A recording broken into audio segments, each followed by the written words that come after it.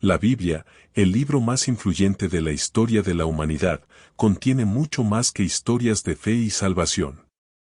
Sus textos están llenos de misterios que atraviesan los siglos, desafiando la comprensión humana y invitándonos a reflexionar sobre lo divino, lo inexplicable y los límites de nuestra comprensión. Seres celestiales con múltiples rostros, criaturas poderosas que habitan el mar y bestias apocalípticas son solo algunos ejemplos. ¿Qué representan estos seres? ¿Por qué fueron descritos en textos sagrados que perduran hasta hoy? Exploremos juntos a los 8 seres más misteriosos de la Biblia, viajando por pasajes que aún hoy resuenan con preguntas y desafíos a nuestra fe y razón. 1. Serafines con 6 alas, Isaías 6, 2-3. Los serafines son mencionados en el libro de Isaías durante una visión de un llamado profético. Isaías describe a estos seres celestiales como estando por encima del trono de Dios, cada uno con 6 alas, 2 para cubrir su rostro, 2 para cubrir sus pies y 2 para volar. La palabra serafín deriva del hebreo saraf, que significa arder o quemar, lo que implica que son seres llameantes. Proclaman la santidad de Dios repitiendo Santo, Santo, Santo es el Señor de los ejércitos, enfatizando la trascendencia y la pureza del Señor. Su presencia en el trono es un recordatorio del poder divino y la necesidad de purificación ante Dios. El acto de cubrir el rostro y los pies con sus alas se interpreta frecuentemente como un gesto de humildad y reverencia. Ante la majestad de Dios, incluso los seres celestiales necesitan mostrar respeto, lo que sugiere que entienden la santidad del Creador de una manera que los humanos aún luchan por comprender. Esto crea un contraste claro. Mientras los hombres buscan ver a Dios cara a cara, los serafines reconocen que la visión de lo divino no es algo trivial. Además, los serafines son mencionados durante la purificación de Isaías. Uno de ellos toma una brasa del altar y toca los labios del profeta, simbolizando la purificación y preparación para el servicio divino, Isaías 6, 6-7. Este pasaje sugiere que los serafines tienen un papel de mensajeros y agentes de purificación, transmitiendo el fuego divino que al mismo tiempo purifica y consume. Son un símbolo de transformación y revelación, acercando al ser humano a una comprensión más profunda de Dios, pero solo después de un proceso de purificación. Históricamente, los serafines han sido objeto de múltiples interpretaciones. Algunos estudiosos creen que son un orden distinto de ángeles con acceso cercano al trono de Dios. En textos judíos apócrifos, se sugiere que tienen un papel de mediadores y que arden con la gloria divina de manera literal. Para otras tradiciones cristianas, representan el ápice de la jerarquía angelical, sirviendo como guardianes directos del trono e irradiando la santidad del Altísimo. En muchos momentos, los serafines sirven para señalar una lección importante para los fieles, la idea de que el servicio a Dios requiere reverencia, pureza y dedicación. Son un recordatorio constante de que, por más que la humanidad busque acercarse a lo divino, hay barreras que solo pueden superarse con fe y transformación interior. 2. Querubín guardián, Génesis 3:24. Los querubines hacen su primera aparición justo después de la expulsión de Adán y Eva del jardín del Edén. Son designados como guardianes, colocados con una espada llameante que giraba para bloquear el camino al árbol de la vida. A diferencia de la imagen popular de los querubines como pequeños seres angelicales e infantiles, los querubines bíblicos son descritos como seres poderosos e imponentes, con la responsabilidad de proteger algo de extrema importancia. ¿Qué representan exactamente estos querubines y por qué guardan el acceso al paraíso perdido? La función de los querubines en el Edén simboliza la separación entre la humanidad caída y la plenitud de la comunión con Dios. La espada llameante que portan es un símbolo de juicio y protección divina. La presencia de los querubines, que impiden el retorno al jardín, muestra que la comunión perfecta con Dios, una vez perdida, no puede recuperarse sin el plan divino de redención. Los querubines, por lo tanto, no son solo guardianes, son un recordatorio constante de la condición del ser humano tras la caída y la necesidad de reconciliación con el Creador. En otras partes de la Biblia, los querubines aparecen con frecuencia como guardianes de lo sagrado. En el tabernáculo y posteriormente en el templo, los querubines están esculpidos en el propiciatorio del Arca de la Alianza, Éxodo 25, 18-22. Se vuelven uno hacia el otro, con sus alas extendidas cubriendo el lugar donde Dios manifiesta su presencia entre el pueblo de Israel. Esto refuerza el papel de los querubines como guardianes de lo sagrado, marcando límites entre lo que es divino y lo que es terrenal. La imagen de los querubines también aparece en visiones proféticas, como la visión del profeta Ezequiel, Ezequiel 10. Aquí, tienen una apariencia multifacética y están asociados con el movimiento del trono de Dios, mostrando su conexión directa con el poder y la gloria divina. Estas criaturas de múltiples rostros, descritas con alas y con un movimiento que desafía la física humana, sugieren que son mucho más que simples guardianes. Representan los límites y las dimensiones de lo divino que aún escapan a la comprensión humana. En términos culturales y teológicos, los querubines han inspirado mucho debate. ¿Son solo seres simbólicos que representan los límites impuestos entre Dios y el hombre o son de hecho seres celestiales reales? Para los lectores de la Biblia, los querubines permanecen como guardianes de lo sagrado y como un recordatorio de que no todos los misterios de lo divino están destinados a ser revelados. 3. La bestia del Apocalipsis, Apocalipsis 13, 1, 2. La bestia del Apocalipsis es una de las imágenes más aterradoras e intrigantes descritas en el libro de Apocalipsis. En el capítulo 13, Juan relata una visión en la que ve a la bestia surgiendo del mar, con 7 cabezas, 10 cuernos y coronas sobre sus cuernos. Cada una de sus cabezas lleva un nombre de blasfemia, y su apariencia es descrita como semejante a un leopardo, con pies como los de un oso y boca como la de un león. La descripción provoca preguntas inmediatas sobre la identidad y el simbolismo de esta criatura. ¿Es un ser literal o una representación de fuerzas espirituales o políticas que operan contra el pueblo de Dios? El origen de la bestia es significativo. Surge del mar, un símbolo frecuente en la Biblia para el caos y lo desconocido. En el mundo antiguo, el mar era temido y visto como el hogar de fuerzas imprevisibles y potencialmente destructivas. La bestia, emergiendo de este ambiente caótico, simboliza una fuerza que busca desafiar y destruir el orden divino. Algunos estudiosos interpretan a la bestia como una personificación del mal, representando imperios o sistemas de gobierno que oprimen y desafían la soberanía de Dios a lo largo de la historia. Además, la bestia recibe poder y autoridad del propio dragón, identificado en Apocalipsis como Satanás. Este detalle refuerza el papel de la bestia como instrumento del mal, actuando en alineación con las intenciones del adversario. Los cuernos y cabezas, con sus significados de fuerza y poder, indican que ejerce una autoridad global, dominando naciones y gobernando sobre reyes. Este poder, sin embargo, es temporal, pues el destino final de la bestia es la destrucción, según se relata en Apocalipsis 19:20, cuando es lanzada al lago de fuego. La bestia del Apocalipsis también tiene una función simbólica profunda, representando la oposición que el mundo ofrece a los valores y enseñanzas divinas. Seduce a la humanidad con promesas de poder y autoridad, desviándolos de la adoración al Creador. Muchos ven a esta bestia como una figura profética que puede manifestarse en diferentes épocas, siempre que sistemas de poder persiguen a los justos y rechazan la verdad divina. De esta forma, es un aviso constante para que los fieles permanezcan vigilantes y no sean engañados por falsos poderes y promesas engañosas. El relato de la bestia deja una lección central: las fuerzas del mal son poderosas y, en ocasiones, tienen gran influencia sobre el mundo. Sin embargo, su victoria es ilusoria y temporal. El mensaje de Apocalipsis, por tanto, es de esperanza, pues incluso ante las mayores amenazas, el poder de Dios prevalecerá y todos los enemigos del bien serán derrotados.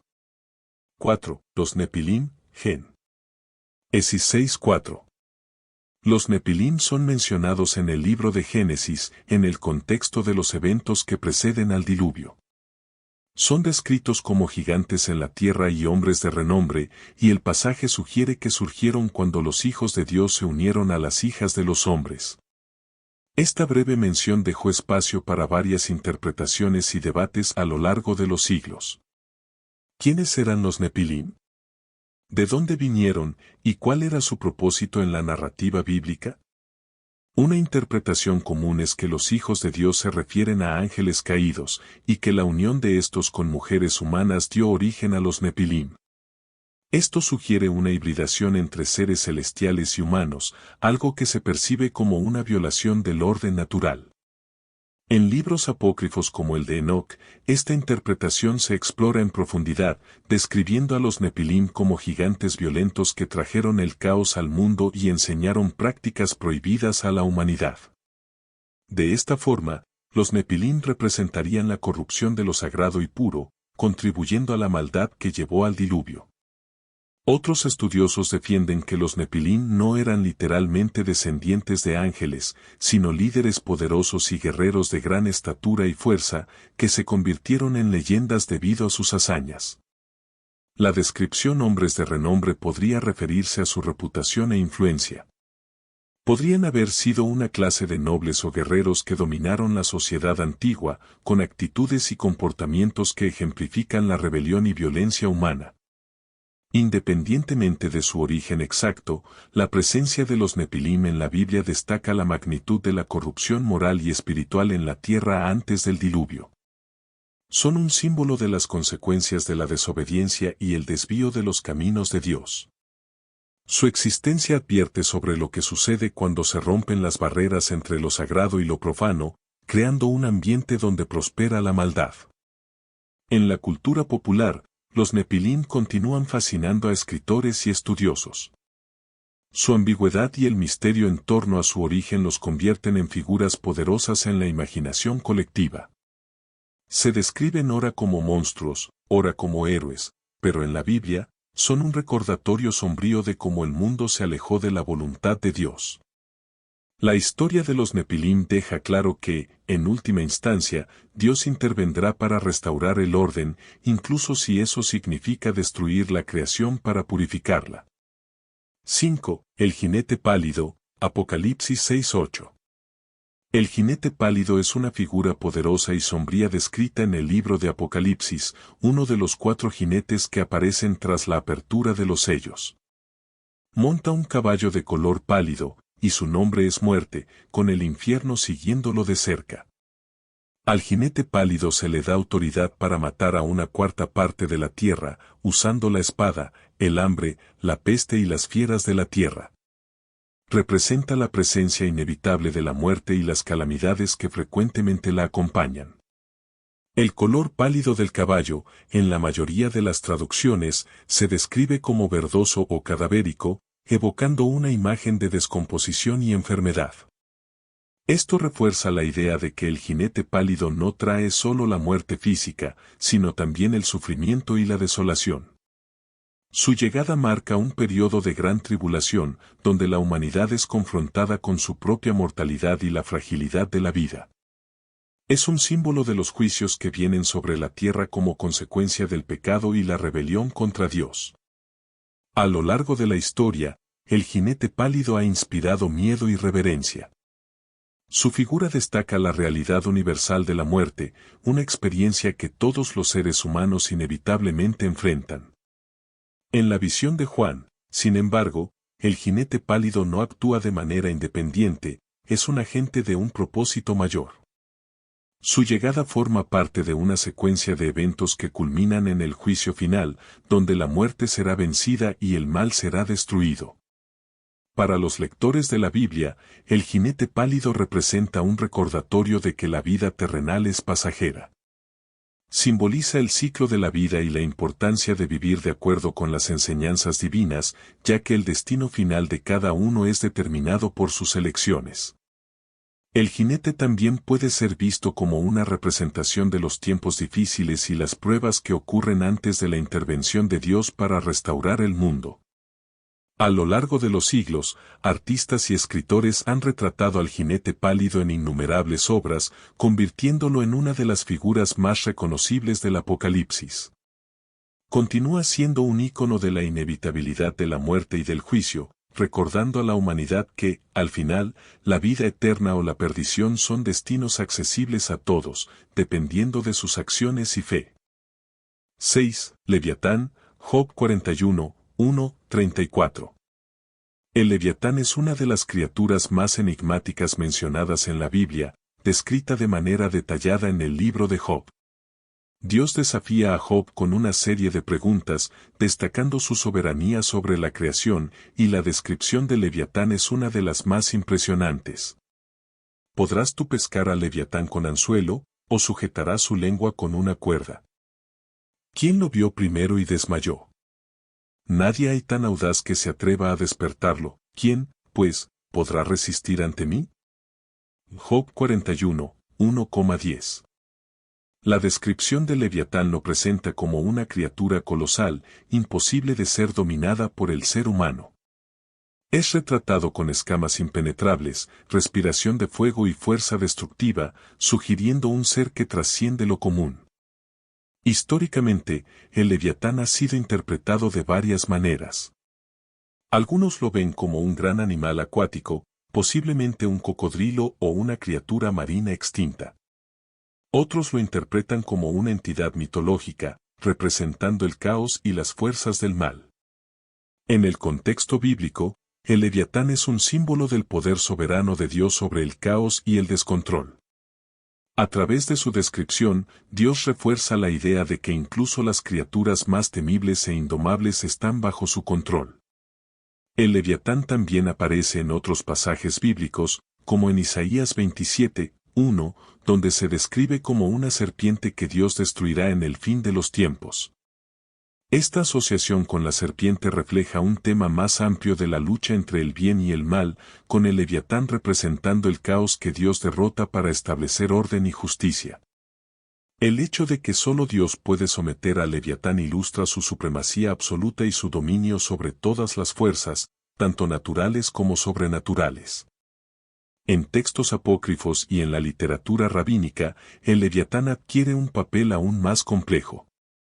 A veces se le asocia con otros monstruos marinos o se describe como un ser que será destruido al final de los tiempos, con su carne servida como banquete a los justos. Este simbolismo remite a la idea de que, al final, todo lo que desafía a Dios será derrotado y transformado en un testimonio de su victoria. Para los lectores contemporáneos, el Leviatán puede ser visto como un recordatorio de las fuerzas poderosas que aún desafían a la humanidad, tanto externas como internas. Simboliza los desafíos y los miedos que parecen imposibles de vencer, pero que, con la ayuda y soberanía de Dios, pueden ser enfrentados y derrotados. 7. La lucha de Jacob con el ángel, Génesis 32, 24-30. La historia de Jacob luchando con un ser misterioso es uno de los pasajes más intrigantes del Antiguo Testamento. Y Jacob se quedó solo, y luchó con él un hombre, hasta que rayaba el alba. Y él le dijo, no te llamarás más Jacob, sino Israel, porque has luchado con Dios y con los hombres, y has vencido. Génesis 32, 24,28. Este encuentro sucede cuando Jacob está a punto de reconciliarse con su hermano Esaú, tras años de separación y tensión. Durante la noche, un hombre lucha con él hasta el amanecer. Muchos intérpretes creen que este hombre era una manifestación divina, posiblemente un ángel o el propio Dios. La lucha simboliza más que un enfrentamiento físico, es una batalla espiritual y emocional. Jacob, que desde su nacimiento luchó por posiciones y bendiciones, ahora enfrenta un desafío que definirá su futuro e identidad. Al final del combate, es herido en el muslo, pero se niega a soltar a su oponente hasta recibir una bendición. Esta insistencia muestra la determinación de Jacob por buscar un cambio en su vida. Al recibir un nuevo nombre, Israel, se le reconoce como alguien que lucha con Dios y prevalece. El nuevo nombre refleja una transformación interior. Jacob deja de ser el engañador, aquel que engaña para obtener lo que desea, y se convierte en Israel, alguien que enfrenta a Dios y encuentra una nueva identidad. Esto marca un punto crucial en la historia del pueblo de Dios, ya que Israel se convierte en el nombre por el que la nación y el pueblo elegido serán conocidos. La lucha de Jacob también tiene implicaciones teológicas profundas. Ilustra la relación del ser humano con Dios, que muchas veces implica conflictos, cuestionamientos y búsqueda de respuestas. Incluso en las luchas más difíciles, Dios está presente, y la transformación que ocurre puede ser dolorosa, pero es para nuestro bien. La escena sirve como un recordatorio de que las bendiciones muchas veces vienen tras periodos de lucha y dolor. Para quienes creen, es una invitación a comprometerse de manera honesta y decidida con Dios, buscando respuestas y transformación, incluso cuando el proceso es desafiante e incómodo. 8. Las cuatro criaturas vivientes, Apocalipsis 4, 6-8. Las cuatro criaturas vivientes aparecen en la visión de Juan en Apocalipsis, frente al trono de Dios. Y había delante del trono como un mar de vidrio, semejante al cristal. Y en medio del trono, y alrededor del trono, cuatro seres vivientes llenos de ojos por delante y por detrás. El primer ser viviente era semejante a un león, el segundo ser viviente, semejante a un becerro, el tercero tenía rostro como de hombre, y el cuarto ser viviente era semejante a un águila volando, Apocalipsis 4. 6-7. Estas criaturas están constantemente adorando a Dios, proclamando, Santo, Santo, Santo es el Señor Dios Todopoderoso. Cada una de las criaturas tiene un rostro diferente, león, buey, hombre y águila, y está llena de ojos, simbolizando percepción, vigilancia y sabiduría. La tradición cristiana interpreta a estas criaturas de diversas maneras. Algunas asociaciones comunes las vinculan a los cuatro evangelistas, Mateo, Marcos, Lucas y Juan, mientras que otras las ven como representaciones de los reinos animal, humano y espiritual. El león simboliza fuerza y realeza, el buey representa servicio y sacrificio, el hombre refleja sabiduría y racionalidad, y el águila apunta a la espiritualidad elevada y visión aguda. Como criaturas vivientes alrededor del trono, son un recordatorio constante del equilibrio y el poder de Dios sobre todas las cosas vivas.